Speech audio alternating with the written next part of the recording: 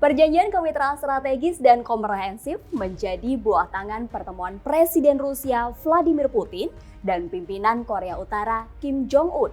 Keduanya sepakat perjanjian ini merupakan cerminan sikap kedua negara untuk membawa hubungan yang lebih berkualitas. Putin pun menggarisbawahi bahwa perjanjian ini menetapkan komitmen berskala besar untuk memperdalam hubungan Rusia dan Korea Utara dalam jangka panjang. Tentu, pertemuan di Pyongyang pekan lalu menarik perhatian. Terlebih, hal ini terjadi sejak pertama kali Putin memimpin Rusia. Lalu sejauh mana dampak pertemuan keduanya terhadap landscape geopolitik global? Sobat bisnis, inilah Fokus.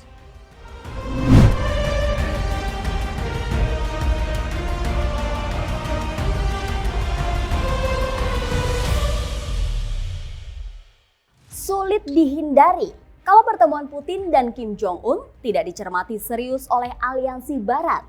Pada 13 hingga 14 Juni, Amerika Serikat dan Jepang mengadakan pertemuan Extended Deterrence Dialogue di Wyoming. Kemudian, pada 18 Juni, Korea Selatan dan Cina mengadakan pembicaraan keamanan tingkat subkabinet pertama di Seoul. Dan sehari berselang, terjadilah pertemuan antara Presiden Rusia dan pemimpin tertinggi Korea Utara di Pyongyang.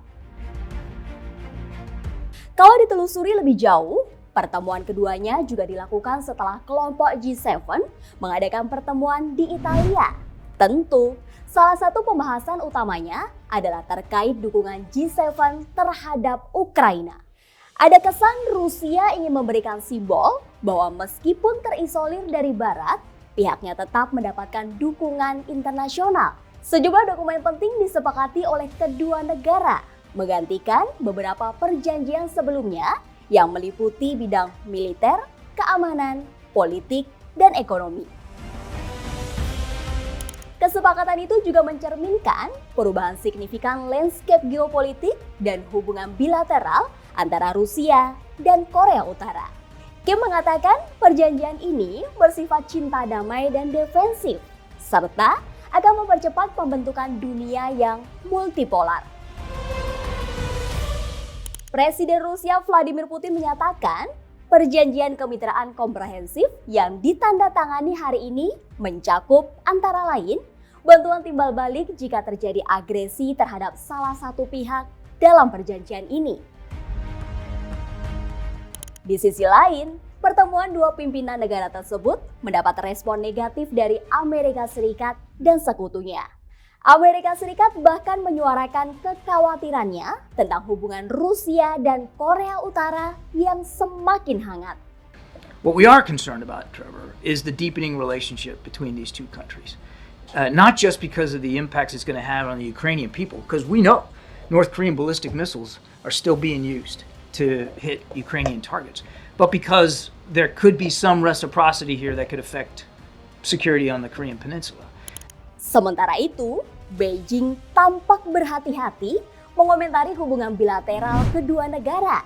Juru bicara Kementerian Luar Negeri Cina, Lin Jian mengatakan bahwa KTT tersebut merupakan pertukaran bilateral antara Rusia dan Korea Utara, namun tidak menjelaskan lebih lanjut.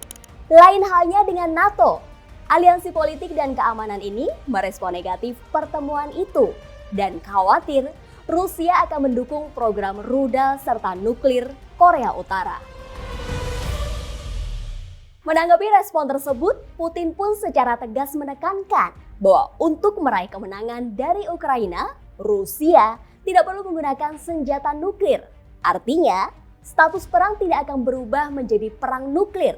Putin justru mengecam balik keputusan G7, di mana aset-aset Rusia yang dibekukan dipakai untuk membiayai pinjaman sebesar 50 miliar US dollar kepada Ukraina. Melihat situasi ini, rasanya akan sulit antara Rusia dan Ukraina menemukan kata damai. Di sini menggambarkan bahwa negara-negara Barat betul-betul masih firm, masih tetap dalam posisinya bahwa Rusia itu adalah bagian dari masalah global dan harus diisolasi. Artinya kita sedang menyaksikan dunia itu membentuk dua polar yang semakin keras dan bukan tidak mustahil ya, situasi yang semakin keras juga membuat suasana semakin tegang dan semakin buruk. Polarisasi semakin terlihat. Kekuatan aliansi Barat belum mampu membendung niat Rusia menginvasi Ukraina. Upaya mencari dukungan internasional juga dilakukan Presiden Putin. Lalu, apa selanjutnya?